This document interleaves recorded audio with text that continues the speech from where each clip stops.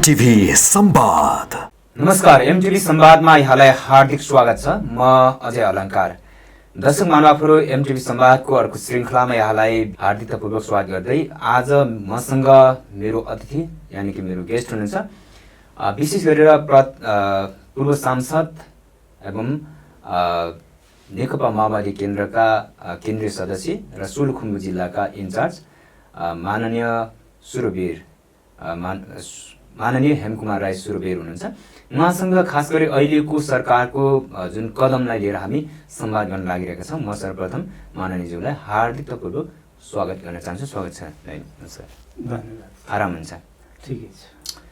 अब विशेष गरेर प्रसङ्ग एकदमै जल्दाबल्दा छन् अहिले विषयवस्तुहरू यत्रतत्र। हिजो भर्खरै सरकारले उपप्रधान तथा पूर्व उपप्रधान तथा गृहमन्त्री रासपाका सभापति रवि लामिछानेज्यूलाई पक्राउ गरेर पोखरा लगेको अवस्था छ।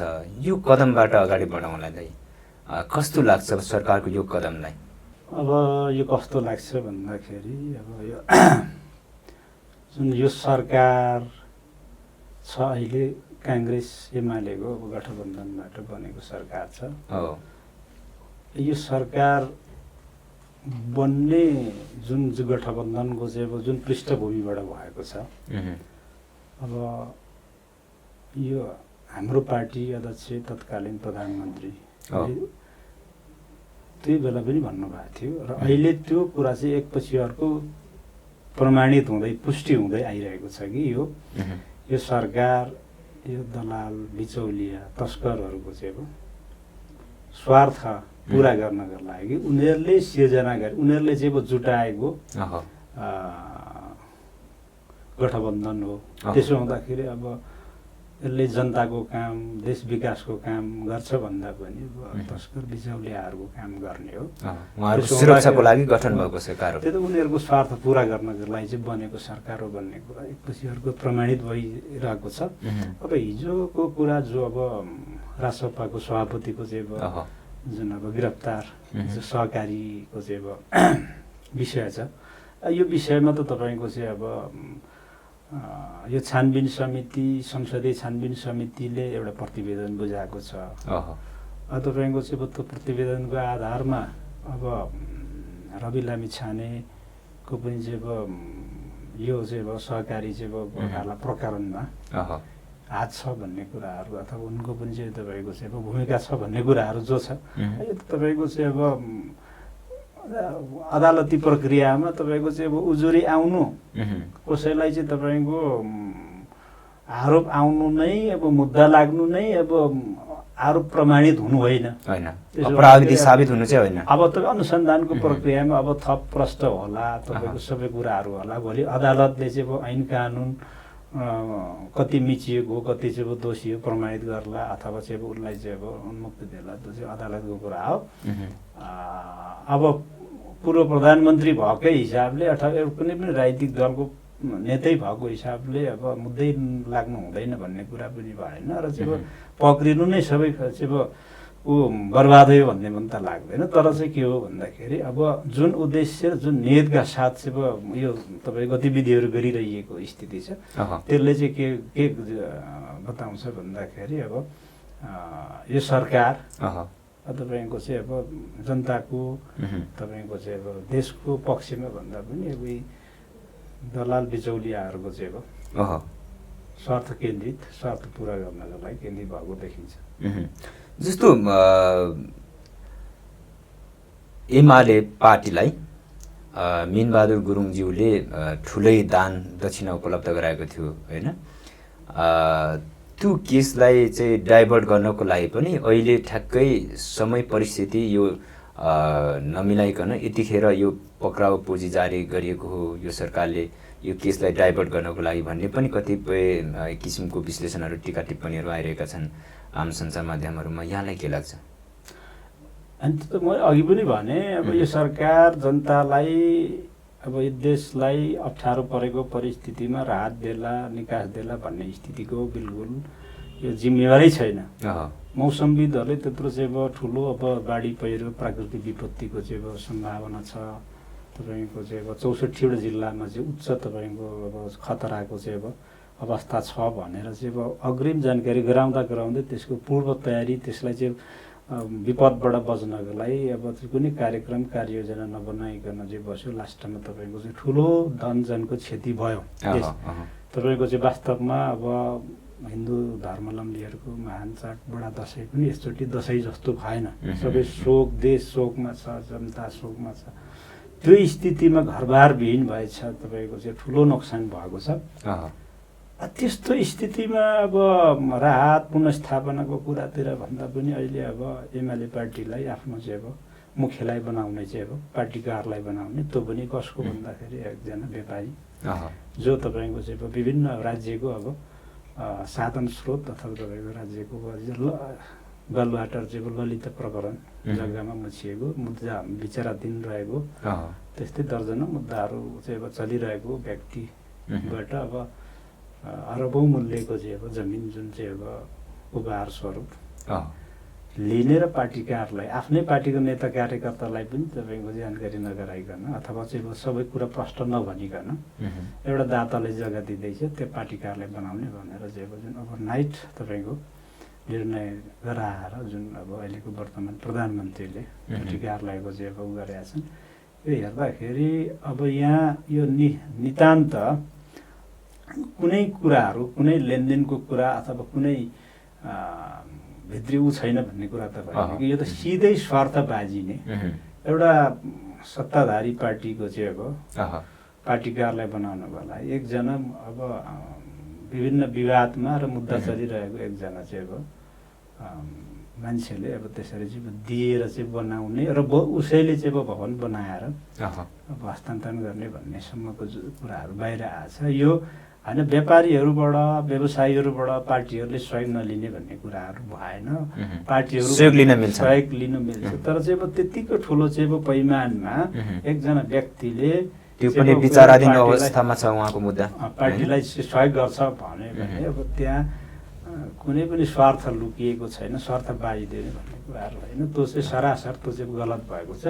अब एमाले जस्तो पार्टी एउटा चाहिँ तपाईँको अब अहिलेको दोस्रो ठुलो पार्टी तपाईँको लाखौँ कार्यकर्ता भएको पार्टीले आफ्नो पार्टी कारलाई बनाउनको लागि त्यसरी एकजना व्यापारी एकजना चाहिँ अब जो मुद्दामा चाहिँ अब परेको मान्छेको चाहिँ अब र त्यसरी सहयोग लिएर बनाउनु भनेको आफैमा यो चाहिँ लज्जाको विषय हो। त्यसो हुँदाखेरि यो राम्रो काम भएको बिल्कुल छैन। अब यो काण्ड अब बाढी पीडितलाई चाहिँ तपाईँको चाहिँ अब राहत पुनर्स्थापना गर्नुपर्ने चाहिँ अब विषयलाई चाहिँ ओझेलमा पार्नको लागि पनि अब यो चाहिँ अब रवि लामिछानेलाई जुन खालको चाहिँ अब पक्राउ गरिएको स्थिति छ यो काहीँ न काहीँ यो चाहिँ अन्तर सम्बन्धित छन्। यो अहिलेको सरकारमाथि जुन जनताले चाहिँ पुरै चाहिँ अविश्वास व्यक्त गरिरहेको छ। अहिलेको सरकारको चाहिँ कुनै अर्थ छैन।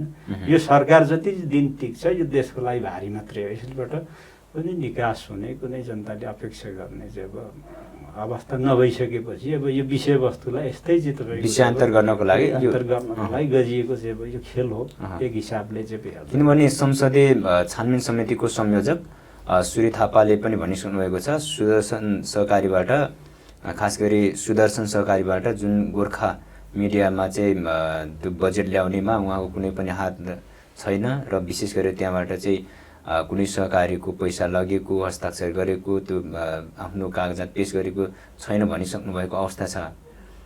तर त्यो गोर्खा मिडियाको चाहिँ जुन रकम छ त्यो रकम चाहिँ केही त्यसलाई चाहिँ व्यवस्थापन गर्ने होइन लगानी गर्ने अर्थात् चाहिँ केही खर्च गर्ने कुरामा चाहिँ उहाँको संलग्नता छ भने चाहिँ एउटा चाहिँ साङ्गठिक रूपमा चाहिँ यो चाहिँ छानबिन हुनुपर्छ भन्ने किसिमले यो खालको विषयवस्तुले गर्दाखेरि अहिले उहाँ चाहिँ त्यो विषयान्तरको लागि मिनबहादुर जस्तो चाहिँ नेपाली कङ्ग्रेसकै हेर्नु भने धनराज गुरुङ होइन ऋषिकेश पोखरेलहरू जस्ता चाहिँ नपक्रिकन त्यसको बलिको बोको भएको हो भन्न मिल्छ। त्यो त अब प्रष्टै छ।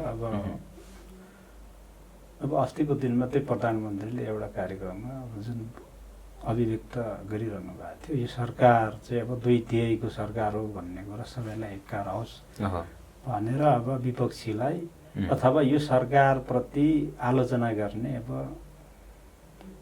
पार्टी अथवा कुनै पनि शक्ति व्यक्तिप्रति जुन खालको इङ्गित गरेर उहाँले बोल्नु हुँदै थियो त्यो अहङ्कार र त्यो दम्भ र त्यो घमण्ड त्यो कुरा चाहिँ प्रष्टै छ। अब सरकारलाई कसैले च्यालेन्ज गर्यो भने, कसैले चुनौती दियो भने सरकार चाहिँ अब कसैलाई छोड्दैन भनेर चाहिँ अब यो चाहिँ जुन एउटा चाहिँ अब चुनौतीपूर्ण एउटा चाहिँ तपाईँको चाहिँ अब धम्कीपूर्ण अभिव्यक्ति सुनिन्थ्यो। त्यो त अब त्यही देखिन्छ। त्यसको जुन सङ्केत देखाउनु भएको थियो रवि ठ्याक्कै पक्रेर अब देखाइहाल्नुभयो, यस्तै हुन्छ है भनेर चाहिँ अब सबैलाई देखाउन खोज्नुभयो सरकारले भन्ने यहाँको तर्क रह्यो। 2/3 सरकार छ होइन, बेचन्जा पक्राउ भएपछि रातारात एक दिन पनि 24 घण्टा पनि होइन, एक रातमै सरकार परिवर्तन भएको अवस्था छ होइन। अघिल्लो दिन प्रचण्डज्यू यहाँहरूको पार्टी अध्यक्ष होइन, संसदीय दलको नेता पूर्व प्रधानमन्त्री प्रचण्डज्यू प्रधानमन्त्री हुनुहुन्थ्यो, भोलिपल्ट फेरि रातारात चाहिँ 2 ठुला दलको चाहिँ समीकरण बन्यो।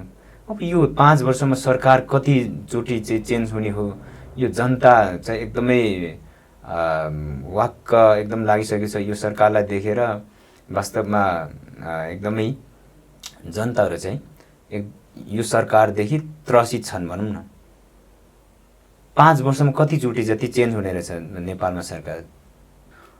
यो भन्दाखेरि त चाहिँ मान्छेहरूले अब विभिन्न हिसाबले भन्ने गरिन्छ। अब व्यवस्थालाई दोष दिने पनि यहाँ कम छैनन्, प्रणालीलाई दोष दिने पनि कम छैनन्, व्यक्तिलाई दोष दिने नि कम छैन। मुख्य कुरा चाहिँ के हो भने प्रणाली हामीले जुन ल्याएका छौँ यो अब एकात्मक शासन व्यवस्थाको ठाउँमा सङ्घात्मक व्यवस्था हामीले ल्यायौँ।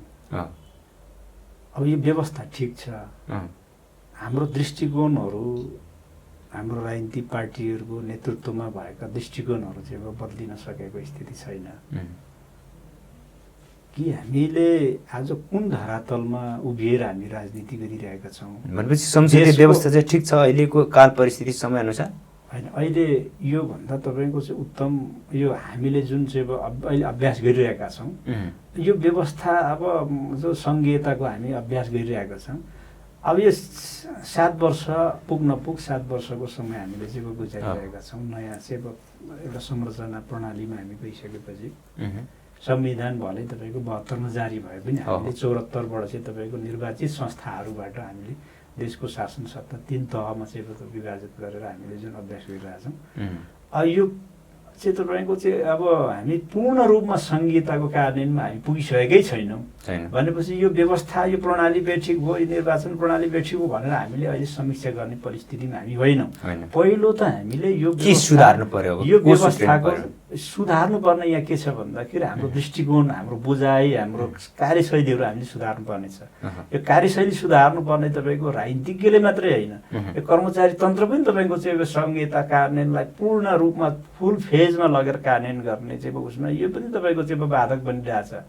यसको पनि आफ्नो चाहिँ तपाईँको चाहिँ अब यो हामीले हिजो अब माओवादी पार्टीले हिजो अब संविधान बनिरहँदाखेरि हिजो राज्यको पुनर्संरचना गरिरहँदाखेरि हामीले त्यो बेला नै भनेका थियौँ, हामीले कुरा उठाएको थियौँ राज्यको पुनर्संरचना सँगसँगै यो कर्मचारी तन्त्रको पनि पुनर्संरचना गर्नुपर्छ। यो पनि हिजो राणाको कालदेखि तपाईँको पञ्चायत कालदेखिको तपाईँको चाहिँ यो बहुदलको यो दूषित तपाईँको चाहिँ प्रदूषणबाट चाहिँ तपाईँको चाहिँ अब ग्रस्त छ यो तपाईँको कर्मचारी तन्त्र। जनताको भन्दाखेरि तपाईँको चाहिँ राष्ट्र सेवा कर्मचारी भन्ने तर चाहिँ तपाईँको राष्ट्रलाई तपाईँको चाहिँ बर्बाद बनाउनेमा तपाईँ कर्मचारीको पनि तपाईँको प्रमुख हात छ भन्दाखेरि राजनीतिक पार्टीलाई भनिन्छ। राजनीतिक पार्टी कति यसमा चाहिँ 1 नम्बर राजनीतिक पार्टी, दोस्रो नम्बरमा कर्मचारी। त्यसो हुँदाखेरि कर्मचारी तन्त्रको पनि पुनर्संरचना गर्नुपर्छ, न्यायालयको पनि पुनर्संरचना गर्नुपर्छ। न्यायालय तपाईँ हिजो पञ्चायत कालको चाहिँ तपाईँको चाहिँ अब भर्ती भएका चाहिँ अथवा नियुक्ति भएका चाहिँ तपाईँको चाहिँ आज न्यायाधीशहरू हुन्। अहिले यिनीहरूको पनि सोचमा दृष्टिकोणमा तपाईँको चाहिँ अब यो अहिलेको चाहिँ परिवर्तनलाई चाहिँ तपाईँको यिनीहरूलाई एक्सेप्ट राम्रोसँग गरिरहेको स्थिति छैन होइन। त्यो वातावरण त्यो भित्र छ। कुनै एउटा व्यक्ति विशेषको कुरा नभएर यो चाहिँ एउटा संस्थागत चाहिँ तपाईँको चाहिँ पुनर्संरचना गर्नुपर्छ भनेर हामीले भन्दाखेरि काङ्ग्रेस एमाले त्यो बेला अब कर्मचारी तन्त्रको चाहिँ तपाईँको पुनर्संरचना गर्नुपर्छ भन्दाखेरि होइन, माओवादीले आफ्नो कार्यकर्ता भर्ती गर्नको लागि अहिलेको कर्मचारीलाई चाहिँ निकाल्नको लागि भनेर त्यसरी चाहिँ विरोध गरे होइन।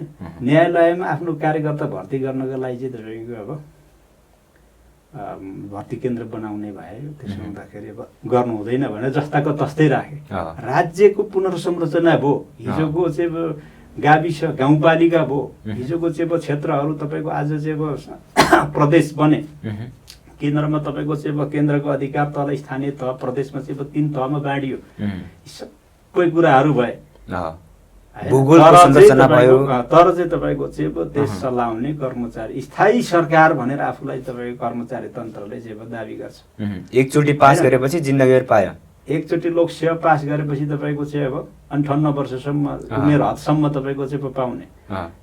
अब हामीले भनेको कुरो के हो भने राजनीतिक पार्टीहरू चाहिँ 5 वर्षमा चाहिँ परीक्षा लिनुपर्छ, जनताको चाहिँ पक्षमा छ कि छैन, जनपक्षीय हो कि होइन भनेर अपडेट हुनुपर्ने। कर्मचारी चाहिँ एकचोटि पास भएपछि 58 वर्षसम्म अग्नि परीक्षा कुनै पनि नलिनु पर्ने भनिसकेपछि यसले के गर्छ भन्दाखेरि मैले भन्नुको अर्थ, हामीले भनेको अर्थ राजनीतिक दल जस्तै गरी 5 वर्षमा लोकसेवा चाहिँ के अरे परीक्षा दिनुपर्छ भन्ने अर्थ त हुन्न थियो।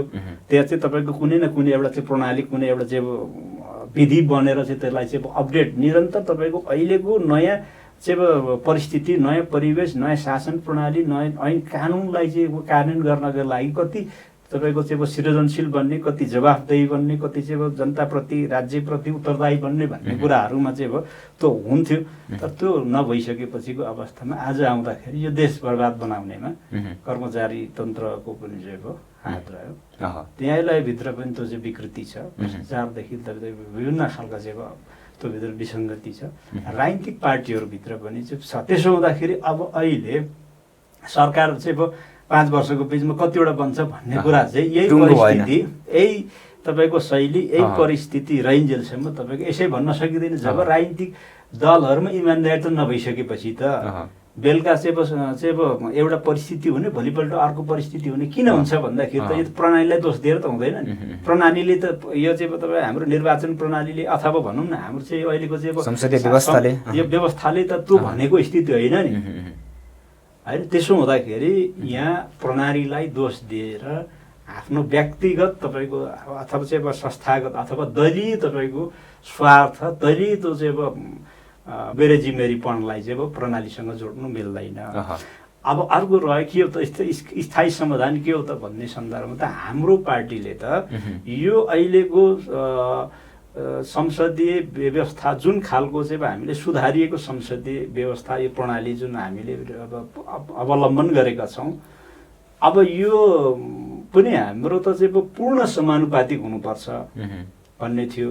जो कि तपाईँको राज्यबाट विभेदमा पारिएका अथवा पछाडि परेको विभिन्न वर्ग समुदाय सबै तपाईँको आफ्नो आफ्नो ऊ अनुसार चाहिँ तपाईँको समुचित प्रतिनिधित्व हुन्थ्यो हरेक राज्यको उसमा। अर्को कुरो अब यो संसदीय व्यवस्थाको ठाउँमा हामी त चाहिँ प्रत्यक्ष निर्वाचित कार्यकारी राष्ट्रपति भनेका थियौँ, जो कि तपाईँको 5 वर्षसम्म अब एउटा राष्ट्रपति चुनिसकेपछि अर्को सरकार फेरबदलका यो सबै खालका यो चाहिँ खेलहरू पनि समाप्त हुन्थे। जस्तो अहिले स्थानीय तहमा प्रत्यक्ष निर्वाचित जुन अब प्रणालीमा हामी छौँ नि, 5 वर्ष कार्यकारी 5 वर्ष चाहिँ तपाईँको कि अब कुन परिस्थितिमा अब रिक्त हुन्छ पद भन्ने कुरा संविधानमा प्रष्ट लेखिएको छ। अब सम्बन्धित तपाईँको चाहिँ प्रमुखको चाहिँ मृत्यु भएमा अथवा राजीनामा दिएमा अथवा चाहिँ तपाईँको चाहिँ विभिन्न 2-4वटा जुन अप्सन छ, त्यसो हुँदाखेरि अब त्यो प्रणालीमा हामी जाने हो भने अहिले पनि समाधान छ एउटा। त्यो नजाने हो भने प्रणाली जस्तो लागू गर्न अहिले एमाले कांग्रेस तयार छन्। अहिले चाहिँ तयार नभएर त यो चाहिँ तपाईँको परिस्थिति भनेपछि तपाईँको भनाइ छ अब यो देश चाहिँ बडखालोमा पार्ने चाहिँ एमाले र कांग्रेस नै हुन् भन्यो। बडखालोमा हिजो पनि पारेका हो, माओवादी जनहित दलले यो देशलाई यहाँसम्म चाहिँ ल्याएको हो। यो परिवर्तन गरेर मुलुकलाई फेरि पनि चाहिँ जनताको जुन चाहिँ हिजोको शासकहरूले जुन हिसाबले पछाडि पारेको वर्ग समुदाय जो आदिवासी जनजाति महिला दलित किसान मजदुर आज जुन खालको चाहिँ अब परिस्थितिमा हामी बोलिरहेका छौँ हिँडिरहेका छौँ यो स्थिति हिजो थियो बोल्न पाउने अधिकार त दिलायो भनौँ हिजो यो खालको स्वतन्त्रता त्यसो हुँदाखेरि अब यो परिस्थितिसम्म ल्याउनको लागि यो समग्र देशको राजनीतिक परिवर्तन गर्नको लागि माओवादीले नेतृत्व गरेर यहाँसम्म आयो। अब फेरि पनि देश बर्बाद हुने चाहिँ स्थितितिर चाहिँ गइरहेको छ। पार्टीहरूले त्यो बर्बाद चाहिँ देशलाई चाहिँ बनाउनको लागि चाहिँ उद्यत छन्। अब त्यो स्थितिबाट फेरि पनि अब यो चाहिँ मुलुकलाई अग्रगमनतिर अझ यो मुलुकलाई चाहिँ अब यो परिवर्तनबाट प्राप्त भएको राजनीतिक उपलब्धि यो व्यवस्थालाई चाहिँ यसको रक्षा गर्दै फेरि पनि समाजवादी व्यवस्था समाजवादको निम्ति चाहिँ अगाडि यो मुलुकलाई समाजवादी व्यवस्थासम्म नेतृत्व गर्न सक्ने भनेको पार्टी त्यो इमान्दारी त माओवादी पार्टीसँग छ। अब जनता बिचमा हाम्रो पार्टी पनि 64 देखि चाहिँ अब आउँदाखेरि हाम्रो पार्टीले पनि विभिन्न खालका चाहिँ अब अवरोहहरू चाहिँ उतार चढावहरू चाहिँ अब पार गर्दै आएको छ। यो खेलाभित्र पसिसकेपछि यो राजनीतिक प्रणालीभित्र अथवा यो राजनीतिक माहौलभित्र परिसकेपछि माओवादी केन्द्र पनि चाहिँ विभिन्न खालका टुटफुट विभाजन तपाईँकोदेखि लिएर हाम्रो पार्टीभित्र पनि त्यो अब जुन खालको चाहिँ अब आफ्नो वर्ग बिर्सिने आफ्नो प्रतिबद्धताहरू आफ्नो विचार आफ्नो सिद्धान्तहरूलाई भुलेर कहिले कुन पार्टीसँग चुनावी तालमेल सत्ताको खेलमा सत्ताको राजनीतिमा जुन खालको चाहिँ यो बिचमा गतिविधिहरू गर्यो त्यसले गर्दाखेरि जनताले पनि हामीलाई त्यसको चाहिँ कारबाही स्वरूप त हामीलाई चाहिँ निरन्तर हाम्रो चाहिँ अब हैसियत पहिलोदेखि दोस्रोदेखि तेस्रोमा पुऱ्याइ 84 मा चौथो होला हैन नि अब चौथो हैन त्यो 84 मा हामी त्यो चौथो भन्नेतिर अब हामीले कल्पना गर्ने कुरा पनि होइन र हाम्रो पार्टीले अब पहिलो बन्नको लागि सम्पूर्ण हिसाबले आफ्नो संगठन आफ्नो मतदाता आफ्नो नेता कार्यकर्ताहरू रूपान्तरण सहित नयाँ ढङ्गबाट पार्टीलाई फेरि पनि हिजो यो बीचमा टुटफुट विभाजनबाट चाहिँ विभक्त भएका हाम्रो चाहिँ पार्टीको नेता कार्यकर्ताले सबैले समेट्दै फेरि पनि एउटा यो देशको नेतृत्व गर्ने भरपर्दो र इमान्दार एउटा चाहिँ पार्टी एउटा गौरवपूर्ण इतिहास बोकेको पार्टी हो गौरवशाली इतिहास बोकेको पार्टी सङ्गठनलाई नयाँ ढङ्गबाट लाने भन्ने हाम्रो पार्टीको चाहिँ अब नेतृत्वले त्यो खालको चाहिँ एउटा वातावरण बनाइरहेको स्थिति छ र हामी पनि चाहिँ आफ्नो आफ्नो ठाउँबाट अब सबै जनवर्गीय सङ्गठन सबै भातृ सङ्गठन सबै पार्टी नेता कार्यकर्ताहरू र शुभचिन्तकहरूको पनि साथ किनकि अब माओवादी पार्टी नै यस्तो पार्टी हो कि जसले गल्ती गरेको कुरा पनि स्वीकार्छ। हामीले यो बिचमा हाम्रो पार्टी बिगारेकै हामी बिग्रेकै हौँ कुनै नेता विशेषलाई दोष दिएर मात्रै हुँदैन कि हामी ठुलो नेतादेखि सानो नेतासम्म हामी कार्यकर्ता पनि अलिअलि बिग्रियौँ। अब सबै आफ्नो ठाउँमा थोर बहुत सबै बिग्रेको हौँ तर सबैले अब रियलाइज गरिसकेका छौँ कि हामीले अब हामी सुध्रिनुपर्छ सुधार्नुपर्छ र पार्टीलाई फेरि नयाँ ढङ्गबाट लानुपर्छ। अरू काङ्ग्रेस एमालेको कोही नेताले आजको मितिसम्म पनि यो देश बिगार्नुमा हाम्रो पनि हात रह्यो अथवा हामीले केही गल्ती गऱ्यौँ अब हामीले गऱ्यौँ भने कहिले सुन्नु भएको छ कहिले स्वीकार्नेवाला छैन। तर माओवादी पार्टीको नेता कार्यकर्ताले स्वीकार्नुहुन्छ हाम्रो पार्टी हामी बकाइदा साथ हामी जनताको बिचमा हामी गइरहेका छौँ हामीले भनिरहेका छौँ यो 64 देखि यताको चाहिँ स्थिति आउँदाखेरि यो देशमा भएको चाहिँ राम्रो कामको पनि हामी जस लिनुपर्छ भने नराम्रो काम गर्दाखेरि पनि किनकि हामी 14वटा सरकारमा हामी लगभग 11-12वटा सरकारमा हाम्रो पार्टी पनि सहभागी छ कुनै न कुनै रूपमा कहिले नेतृत्वदायी भूमिकामा रह्यो कहिले त सहायक नेतृत्वमा चाहिँ रह्यो त्यो सरकारभित्र त त्यसो हुँदाखेरि यो अब सरकारभित्र रहँदाखेरि गरिएका तर सोचेर भने जस्तो चाहिँ गर्न सकिएन पार्टी नेतृत्व पुग्दाखेरि पनि हैन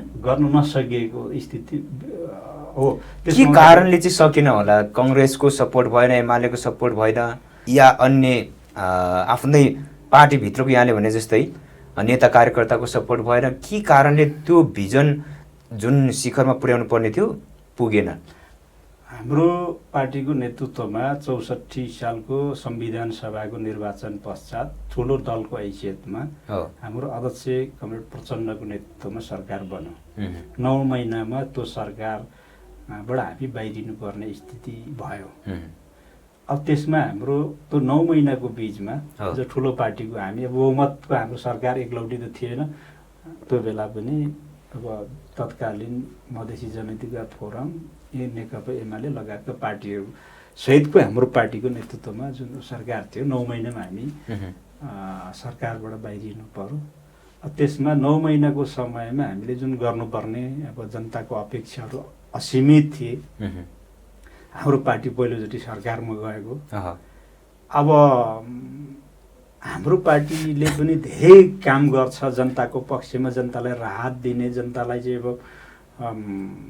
त्यो जो गरिबी र बेरोजगार र चाहिँ अब पछौटेपनाबाट अगाडि बढाउनको लागि त्यो बेला सरकारले गरेको जो महत्त्वपूर्ण कामहरू त्यसको परिणाम हामीले देख्न सकिन्छ अहिले। जस्तो चाहिँ हाम्रो पार्टीले त्यो बेला अब तपाईँ यो अब मधेसको यो हुलाकी राजमार्ग बोर्डरसँग चाहिँ अब पूर्व पश्चिम राजमार्ग जोड्ने चाहिँ अब जुन हुलाकी राजमार्गहरू अब यो पूर्व पश्चिम जुन चाहिँ भित्री मधेसबाट चाहिँ अब पूर्वदेखि पश्चिमसम्म चाहिँ अब सडक जोडिने जुन मदन भण्डारी राजमार्ग भनेर अहिले भनिन्छ त्यसलाई मदन भण्डारी राजमार्ग। यो पहाडी जिल्ला यता पूर्वमा 5 थरको चेङथर्पुदेखि अब उता दार्चुला के अरे दार्चुला जिल्लाको पश्चिममा झुलाघाटसम्मको जुन एउटा मध्य पहाडी लोकमार्ग पुष्पलाल मध्य पहाडी लोकमार्ग भनेको त्यो सरकारले त्यो बेला चाहिँ अब गरेको निर्णयहरू हो। लगायतका तपाईँको चाहिँ अब ठुलो अब पूर्वाधार ठुलो तपाईँको चाहिँ अब विकास निर्माणको चाहिँ अब परियोजनाहरूको चाहिँ अब त्यो बेला चाहिँ अब सुरुवात गरिएको त्यो सरकारले सुरुवात गरेको। जस्तो अब नेपालमा अब किसानहरूले लिएको ऋण जुन चाहिँ अब कृषि विकासबाट चाहिँ अब ब्याङ्कबाट लिएको ऋण तिर्न नसकेर चाहिँ घरबार विहीन बन्ने स्थिति थियो। 30,000 सम्मको चाहिँ अब त्यो बेलाको चाहिँ अब ऋणीहरूलाई चाहिँ अब निःशुल्क के अरे मिना गरिदिएकोदेखि लिएर थुप्रो निर्णयहरू त्यो सरकारले गर्यो। यद्यपि फेरि पनि तपाईँ सरकार त चाहिँ अब फुल फेजमा 5 वर्ष चल्न सकेन, 9 महिनामा चाहिँ अब गर्नु पर्यो। त्यो बेला हामीले सुरुवात गरेको राम्रो पक्ष माओवादीको चाहिँ अब पालो। दोस्रोचोटि अब जुन 74 सालमा संविधान जारी भएर देशको चाहिँ अब राजनीति फेरि पनि तपाईँ एउटा ट्र्याकमा गइरहेको स्थिति अब त्यसलाई फेरि पनि अब नयाँ संविधान अनुसार अब निर्वाचन प्रणालीमा निर्वाचनमा गएर अब एउटा स्थायी शान्ति स्थायी एउटा चाहिँ अब राज्यको चाहिँ अब तपाईँको नियमित एउटा प्रक्रियामा लानुपर्ने सङ्घीयतालाई चाहिँ संस्थागत गर्दै सङ्घीयता जनताको जीवनसँग गाँच्ने कुरा जीवनसँग जोड्ने कुरा जो थियो त्यसको चाहिँ अब थालनी पनि चाहिँ अब अध्यक्ष चाहिँ प्रचण्डको नेतृत्वको सरकारले पहिलोचोटि नेपालको इतिहासमा तपाईँको सङ्घीयताको चाहिँ अब सङ्घीय संरचना अनुरूप गाउँ नगरको चाहिँ अब निर्वाचन गरेर चाहिँ एउटा चाहिँ सुरुवात गरे। त्यसमा तपाईँको देश चाहिँ त्यो बेला 18 घन्टा लोड सेडिङ हुने स्थितिमा एउटा सक्षम मान्छे गुलमान घिसिङलाई एमडी बनाएर कार्यकारी प्रमुख चाहिँ विद्युत प्राधिकरणको चाहिँ बनाएर त्यो बेला दैनिक 18 घन्टा लोड सेडिङ हुने देश हाम्रो त्यो स्थितिमा त्यो लोड सेडिङ अन्त गर्नको लागि जुन खालको एउटा चाहिँ भूमिका जुन पहल कदमी एउटा लोड सेडिङले बिजुली मात्रै आएन कि त्यसमा धेरैको चाहिँ अब जीवनलाई चाहिँ तपाईँको अगाडि बढाउने एउटा आशाको किरण चाहिँ अब छरेको हो त्यसले। त्यसो हुँदाखेरि त्यो एउटा सामान्य विषय थिएन। अब लगायतका चाहिँ अब जनपक्षीय कामहरू यसरी भएर अहिले अब तेस्रोचोटिको चाहिँ कार्यकालमा जुन सरकारको नेतृत्व अब 30 सिटको 32 सिटकै भए पनि अब नेतृत्वदायी भूमिका जुन चाहिँ अब 1.5 वर्ष चाहिँ निर्वाहनु हो त्यो अध्यक्ष प्रचण्डको चाहिँ अब परिपक्वता 64 देखि यहाँसम्म आउँदाखेरिको राजनीतिक परिपक्वता र चाहिँ अब शासकीय शैली शासन सत्तालाई चाहिँ अगाडि बढाउने यो सरकारलाई सञ्चालन गर्नको लागि जुन एउटा अनुभव र एउटा परिपक्वता जुन देखियो अब उहाँको एउटा सुरुमै पार्टीको र उहाँको के थियो भन्दाखेरि यो सरकारमा हामी त्यत्तिकै जागिर खानु मात्रै हामी सरकारमा जाने प्रधानमन्त्री हुनको लागि मात्रै रहर पुर्याउनको लागि मात्रै पनि होइन किनकि योभन्दा अगाडि 2 चोटि भइ नै पनि सकिया छ रहरको कुरा गर्दाखेरि अब जागिर खानेको कुरा चाहिँ हो भने त्यो पनि चाहिँ होइन मुख्य कुरा यो सरकारमा हामी गर्नुपर्ने कारण भनेको तीनटा हाम्रो लक्ष्य, हाम्रो उद्देश्य लक्ष्य भनेको तीनटा थियो। जुनमा चाहिँ तपाईँको चाहिँ अब यो अहिले देशलाई चाहिँ तपाईँको यो चरम एउटा भ्रष्टाचार र चाहिँ तपाईँको अनियमितताको चाहिँ अब जुन भुमरीमा छ, जहाँ पनि भ्रष्टाचार छ तपाईँको, यो स्थितिबाट मुक्त देशलाई गर्नुपर्छ, सुशासन कायम गर्नुपर्छ। भ्रष्टाचारको अन्त्य भनेको अभिव्यक्त गरेर केपी ओली जस्तो भ्रष्टाचारको गर्दिन पनि गर्नु दिन्न भन्ने, फेरि त्यही भ्रष्टाचारीसँग दैनिकी तपाईँको चाहिँ अब समय बिताउने र चाहिँ अब लेनदेन उहीसँग गर्ने त्यो खालको ओठे भक्तिको चाहिँ अब भ्रष्टाचार विरुद्धको अभियानको कुरा होइन कि जीवन व्यवहारमा भ्रष्टाचार जन्ने कुनै पनि कसुरलाई चाहिँ अब देशबाट मुक्त नगरिकन अब मुलुकमा सुशासन कायम हुन सक्दैन। सुशासन कायम नहुँदासम्म देशमा बस्ने अवस्था नयाँ पुस्ता दैनिक हजारौँको सङ्ख्यामा विदेशिनु पर्ने आज बाध्यता किन छ? यही कुरा हो। भ्रष्टाचारले त्यसलाई सखा बनाइसकेका छ, सुशासन छैन। त्यसपछि अब नयाँ पुस्ताका चाहिँ अब पढे लेखेका युवाहरू त यस्तो देशमा बस्नु अब रुचाउँदैनन्। उनीहरू त शिक्षित भइसके, उनीहरू चेतना आइसक्यो, उनीहरूलाई जिम्मा दिने हो भने उनीहरूले धेरै कुराहरू गर्न सक्छ यहाँ। त्यसो हुँदाखेरि अब सुशासन कायम गर्नुपर्छ, भ्रष्टाचारको अन्त्य गर्नुपर्छ। एक, दुई, सामाजिक न्याय चाहिँ अब भइरहेको स्थिति छैन। सामाजिक न्यायको चाहिँ अब एउटा वातावरण होइन। यो सरकारले, यो राज्यले, यो देशले हामी उत्पीडित वर्ग, समुदाय, क्षेत्र जहाँ जो पीडित छ, जो गरिब छ, जो अब बेरोजगार छ, उसलाई चाहिँ अब यो राज्य छ उसको निम्ति भन्ने बनाउनु छ। त्यसको लागि त तपाईँको चाहिँ अब राज्यले त्यो खालको चाहिँ एउटा भूमिका, त्यो एउटा अभिभावकत्व भूमिका चाहिँ निर्वाह गर्नुपर्छ। होइन, त्यो सामाजिक न्यायको एउटा प्रत्याभूति हुनको लागि राज्य चाहिँ खडा हुनुपर्छ। अर्को भनेको समृद्धि। यो देशको अहिलेको चाहिँ घिसिपिटे तरिकाको यो चाहिँ आर्थिक समृद्धिको चाहिँ कुनै अर्थ छैन। यसले कुनै केही गर्नेवाला छैन। हामीले एउटा उद्देश्य बनाएर यो देशलाई यति वर्षभित्र यो लेभलमा पुर्याउँछौँ भन्ने हामीले त्यो खालको कमिटमेन्ट त्यो राज्यले गर्नु पर्यो पहिलो नम्बरमा। एउटा व्यक्तिले गरेर हुँदैन। व्यक्तिले एउटा आफ्नो लागि गरिएला, तर चाहिँ राज्य भनेको चाहिँ समग्र देशलाई सोच्ने हो। त्यसले अब समृद्धिको कुरा पनि अहिलेको चाहिँ अब आर्थिक समृद्धि हासिल गर्नका लागि अहिलेको घिसिपिटे तरिकाले अहिलेको चाहिँ अब यो अब जुन कनिका छराईको बजेटले हुँदैन। देशलाई छिटोभन्दा छिटो आर्थिक हिसाबले माथि उठाउनको लागि चाहिँ कुन क्षेत्रलाई चाहिँ अब फोकस गर्नुपर्छ, कुन क्षेत्रलाई चाहिँ अब हामीले चाहिँ अब प्रायोरिटी दिनुपर्छ।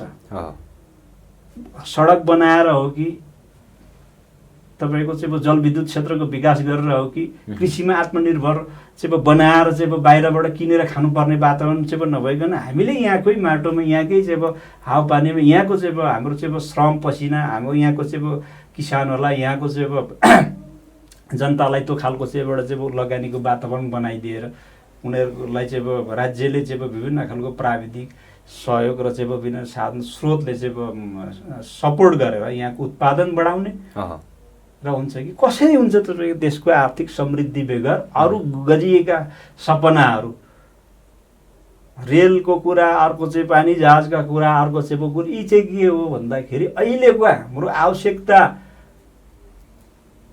एउटा छ। अब मान्छेलाई सपना बाँडेर मात्रै त हुँदैन। त्यसो हुँदाखेरि हाम्रो ती आवश्यकताभित्रका कुराहरू नै हुन् ती पनि। तर अहिले यो देशमा रेल नभए पनि, यो देशमा पानी जहाज नभए पनि तपाईँको हामी बाँच्न सक्छौँ, हाम्रो चाहिँ अब जीवन अगाडि बढाउन सक्छौँ। हाम्रो अहिलेको आधारभूत आवश्यकता तपाईँको अहिलेको यो गरिबी, यो आर्थिक रूपमा चाहिँ जुन खालको चाहिँ अब परिस्थितिबाट हामी गुज्रनु परिरहेको छ, यहाँबाट उठाउनको लागि त राज्यले त्यो खालको चाहिँ कार्यक्रम ल्याउनुपर्छ भनेरै चाहिँ हाम्रो सरकारले नेतृत्व गरेका थियो र चाहिँ भ्रष्टाचारीहरू एकपछि अर्को चाहिँ अब कानुनी दायरामा आइरहेको थिए। अब हिजो शरणार्थी प्रकरणमा भटाभट पक्राउ हुन थाल्यो होइन, अन्तिममा बेचन्जा पक्राउ पर्यो, अन्तिममा सरकारले ढाल्यो। अन्तिममा यी सबैको चाहिँ बावजुद के भयो भन्दाखेरि यो प्रचण्ड 32 सिटको चाहिँ पार्टी अब यसले अब हामी ठुल्ठुला पार्टी पुराना पार्टी अब यो चाहिँ अब सबै सर्लक्कै चाहिँ तपाईँको चाहिँ अब यो देश चलाउने हामी नै हो भन्ने पार्टीहरूलाई ठेगान लाउने भयो भन्ने भइसकेपछि व्यापारीहरूले रातारात होइन अब यो सरकार जति दिन टिक्छ हाम्रो त चाहिँ अब हामी त बर्बाद हुने भयौँ, हाम्रो त सबै चौपट हुने भयो, अब नेतृत्व तपाईँहरूले गर्नु पऱ्यो, हामी छौँ, हामीले चाहिँ अब सबै भरथेक गरिदिन्छौँ भन्ने कुरा। जस्तो तपाईँ अस्ति रामेश्वर थापा जुन अन्नपूर्णको चाहिँ ऊ हुनुहुन्छ उहाँको चाहिँ अब एउटा किताब विमोचन पुस्तक विमोचनमा शेरबहादुर देउवा काङ्ग्रेस सभापतिले त प्रष्ट भाषण भने नि त यो गठबन्धन बन्नुमा व्यापारी फलानु व्यक्तिको चाहिँ ठुलो योगदानको बावजुद यो चाहिँ सरकार बन्यो यो चाहिँ भनेर चाहिँ मुक्त कण्ठले के प्रशंसा गरिरहनु भएको चाहिँ सुनेको थिएँ न्युजमा। त्यसो हुँदाखेरि यो सरकार कसले बनाए के भन्ने कुरामा कोही पनि आजको दिनमा अब अनभिज्ञ छैन। यो सरकार किन बनाएको, के को लागि बनाएको, कसले बनाएको, अब कति दिन टिक्छ भन्ने कुरा सवाल रह्यो होला। यो भन्ने कुरा चाहिँ के हो भन्दाखेरि राजनीतिमा हरेक कुराहरू सम्भावनाको खेल हो राजनीति भनेको आफैमा। यति दिन टिक्छ उति दिन टिक्छ भनेर कुनै ज्योतिषले कुनै चाहिँ अब उसले एउटा खालको चाहिँ अब भविष्यवाणी गर्ला, तर चाहिँ यो मलाई लाग्छ यो धेरै अगाडि बढ्ने स्थिति म देख्दिनँ। धेरै अगाडि बढ्यो भने देशलाई थप क्षति पुग्ने र बर्बाद हुने भन्ने केही पनि होइन। यो सरकार अब अहिले जुन जनतालाई पीडा परेको बेला, अप्ठ्यारो चाहिँ भएको बेला, प्राकृतिक विपदमा चाहिँ परिरहेको बेला जुन सरकार जुन विषयवस्तु देशको चाहिँ अब राजनीतिलाई नै अब मोडेर अर्कोतिर चाहिँ बनाउनु जुन खालको चाहिँ अब माहिर छ।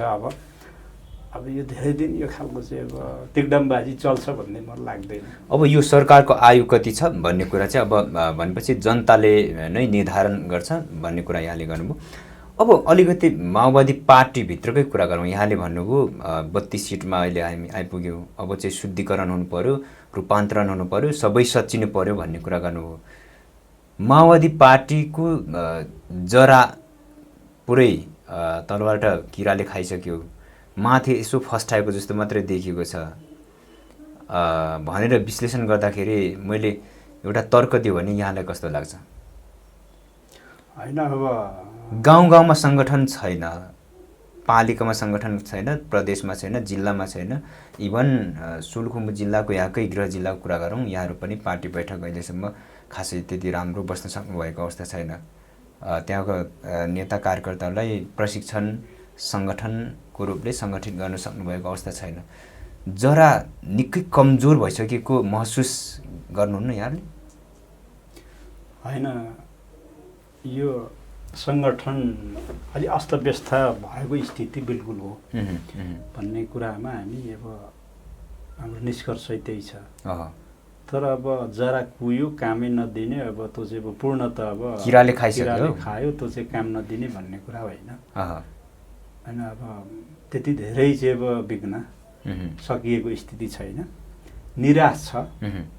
अब पार्टी नेतृत्व र जरा ठिक छ, माओवादी पार्टीको तल जरा ठिक छ।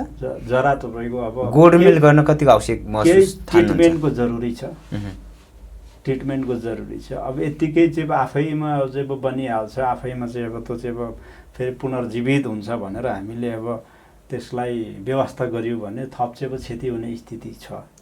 तर अब हामी यो निष्कर्षमा पुगिसकेका छौँ कि अब हाम्रो समस्या के हो भन्ने कुरा चाहिँ हामीले रोग पत्ता लगाइसकेपछि त्यसको निदानतिर हामी चाहिँ अब अन्तर्विरोध के हो भन्ने चाहिँ अब पहिचान भइसकेपछि त्यसलाई चाहिँ अब कसरी निदान गर्ने अथवा त्यसको निराकरण कसरी गर्ने, त्यसलाई पुनर्जीवित पुनर्जागरण कसरी गर्ने भन्ने कुरा अहिलेको हाम्रो मेन मुख्य हाम्रो चाहिँ उद्देश्य, हाम्रो कार्यक्रमको चाहिँ अब कार्ययोजनै त्यतैतिर चाहिँ अब केन्द्रित भएको हुँदाखेरि अब हाम्रो पार्टी बन्छ। अब हामी 84मा हाम्रो स्थिति यहाँबाट धेरै राम्रो भएर आउँछ, किनकि अब पहिलो दल बन्नुहुन्छ यहाँहरू या दोस्रो दल? हामी पहिलो दलको निम्ति हामी चाहिँ अब हामी पहिला दल बन्न हक हामी राख्छौँ, किनकि यो समग्र राजनीतिक परिवर्तनको लागि नेतृत्व गरेको यो आजको जुन धरातलमा हामी उभिएका छौँ, जुन राजनीति एउटा चाहिँ बेसमा हामी छौँ, त्यो बेस हामीले ल्याएको, हामीले लडेर ल्याएको, हामी कुनै तपाईँको चाहिँ अब 19 दिन चाहिँ बस रत्न पार्कमा सुसेला हालेर चाहिँ ल्याएको व्यवस्था मात्रै होइन। त्यो परिस्थितिसम्म ल्याउनुको लागि त हामी त अगाडि त 10 वर्ष त लडिसकेका थियौँ। 19 दिनको जनआन्दोलनमा त्यो त जनताले मूल्याङ्कन गरिसकेको छ। अब त्यसको लागि होइन मतलब मैले भन्नु खोजेको कुरो के हो भने हामी पहिलो पार्टी बन्नको लागि हाम्रो हक छ। हामी मतलब त्यसको लागि हामी यो हाम्रो योगदान राजनीतिक योगदानको हिसाबले हामी नयाँ हामी यो चाहिँ ऊ भन्ने कुरा होइन, हाम्रो योगदान छ। त्यसो भए हामी बन्नको लागि हामी प्रयासरत रहन्छौँ। अब त्यो बेलासम्ममा अब देशको परिस्थिति जनताको चाहिँ नजरमा हामी कति अब हामी बस्न सक्छौँ जनताको मनमा, मतदाताको मनमा। हामी मतदातालाई हामीले कति कन्भिन्स गर्न सक्छौँ। हामी बिचमा हामीले भनेका छौँ हामी बिचमा बिग्रेकै हो। बिग्रेर तपाईँको यो संसदवादी पार्टीहरूसँग चाहिँ अब सहकार्य गर्दै जाँदाखेरि अब माओवादी काङ्ग्रेस जस्तो, माओवादी एमाले जस्तो, माओवादी राप्रपा जस्तो, माओवादी अब मधेसवादी पार्टी जस्तो होइन, जस्तो स्थिति जस्तो मात्रै भइसकेको भन्ने विषय होइन। जब जस्तो स्थिति भएपछि हाम्रो पार्टीले थाहा भयो कि हामी नै हो। माओवादी त एउटा इतिहास, एउटा गर्विलो इतिहास बोकेको पार्टी हो।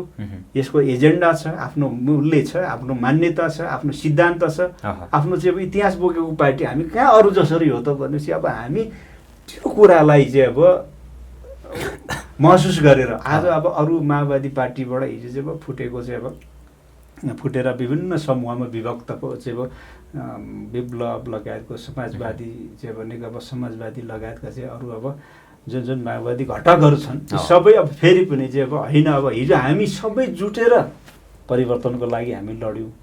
अब यो परिवर्तनबाट लडेर ल्याएको व्यवस्थालाई कार्यान्वयन गर्नको लागि चाहिँ हामी मुखदर्शक हुनुपर्ने, अथवा हामी तल भुइँमा बसेर तपाईँको चाहिँ अब यो व्यवस्थाको रक्षा पनि हुन सक्दैन, हाम्रो इतिहासको रक्षा पनि हुन सक्दैन। र यहाँबाट यो देशलाई चाहिँ अगाडि बढाउनको लागि अरू पार्टीले नेतृत्व गरेर त्यो हामीले सोचे जस्तो, त्यो हामीले भनेको जस्तो चाहिँ अब जनताले न्याय पनि पाउँदैन, देशको समृद्धि पनि सम्भव छैन, देश समाजवादतिर जान सक्ने अवस्था पनि छैन भनेपछि अब एकता र ध्रुवीकरणको चाहिँ अब एउटा प्रक्रियामा हामी चाहिँ छौँ भनिसकेपछि 84 को निर्वाचन आज हामीले भनिरहँदाखेरि कसैलाई यो मजाक लाग्ला। अब 84 निरन्तर घटेको इतिहास अब लगभग करिब 2 वर्ष मात्रै बाँकी छ। यो इतिहास भन्ने कुरा चाहिँ कस्तो हुन्छ भन्दाखेरि इतिहासको पुनरावृत्ति हुँदैन, यसको विकास हुन्छ।